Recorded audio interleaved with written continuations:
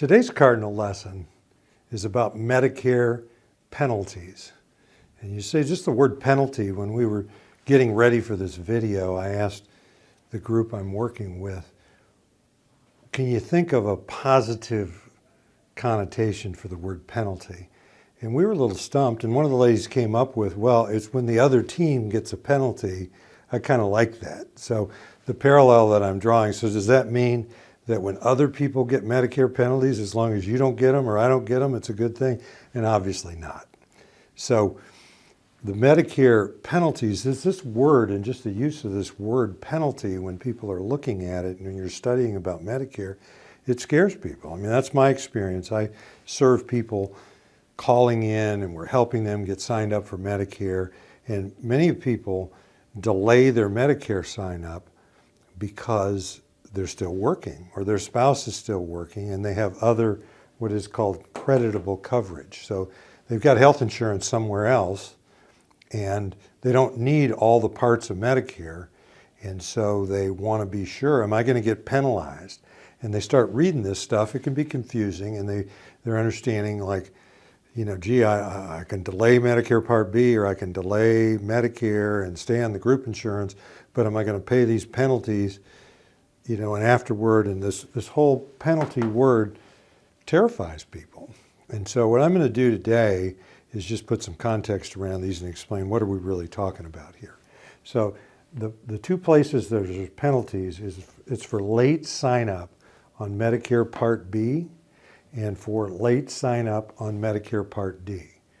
And what that means is if you didn't have Medicare for some period of time when you were eligible, but you just chose not to sign up, and you can't prove to Medicare that your alternative coverage or your group insurance or your union plan or something was not creditable, so you had an acceptable alternative, then you're going to get penalized for the whole period that you were without Medicare coverage. Okay, so that's important enough to get most people's attention.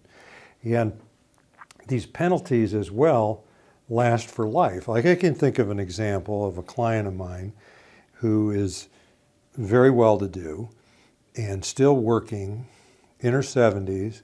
Her husband's not working, he's in his mid-70s, and they stayed on their group insurance through her work, covering both of them for a good long period of time, but it was a small group coverage, and it really wasn't a creditable coverage.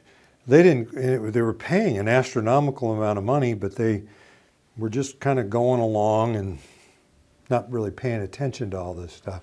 So when I finally sat down with them, and it was helping them with their money and their investments and helping them plan the rest of their retirement, that kind of thing. I started looking into their Medicare, and I just thought, well, this is going to be creditable coverage. It's group insurance. It's a big company that's here in North Carolina. And so I got them signed up for Medicare Part A, Medicare Part B, enrolled them in a supplemental insurance, and then got them on Medicare Part D plans to pay for their drugs.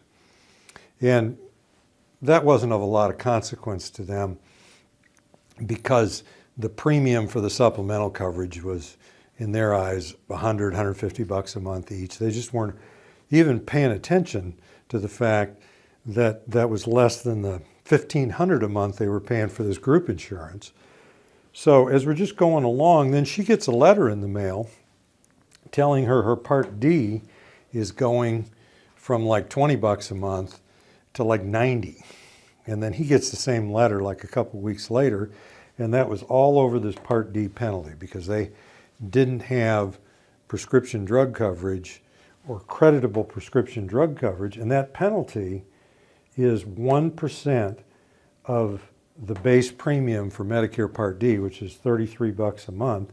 So, you know, you think about 7, 8 years, and you stack 1% a month, 12% a year, and then you stack 6, 7 years, and you start getting a fairly large penalty. And then she got IRMAA tacked on top of that.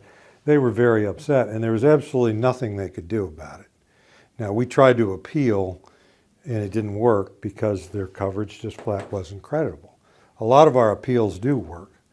Now, over on the Part B, then they got penalized later on that because this part of Medicare says, oh, you get a penalty for the D, and then they're saying, well, what about your B? Because you signed up for them at the same time.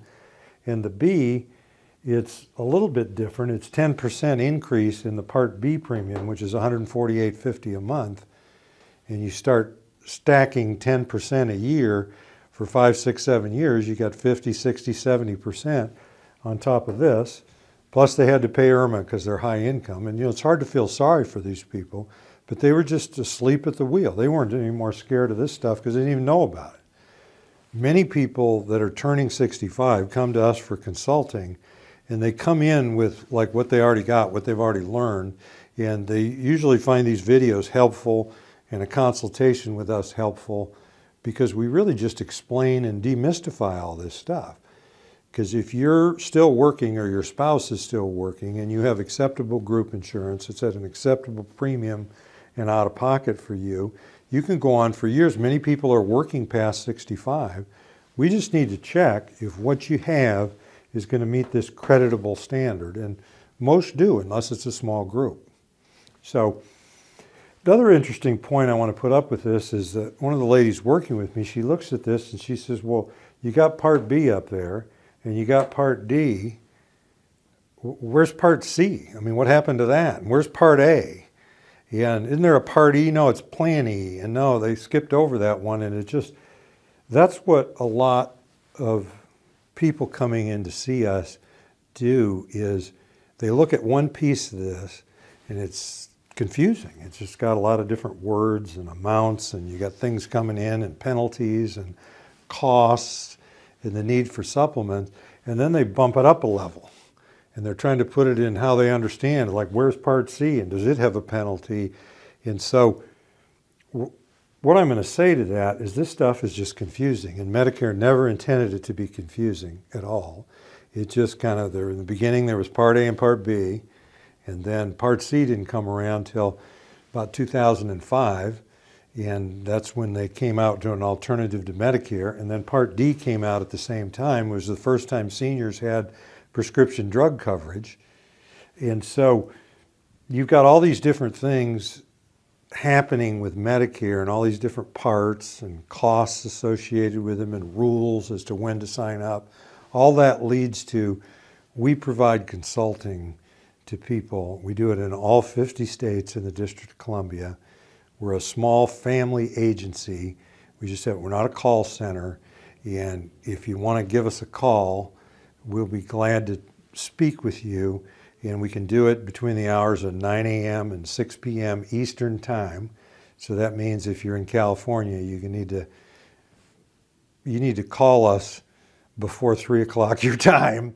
And but we're here. We just have a regular number. We don't have an 800 number, and we'll be glad to help you out and give you a consultation and get you started in understanding these things. Thank you.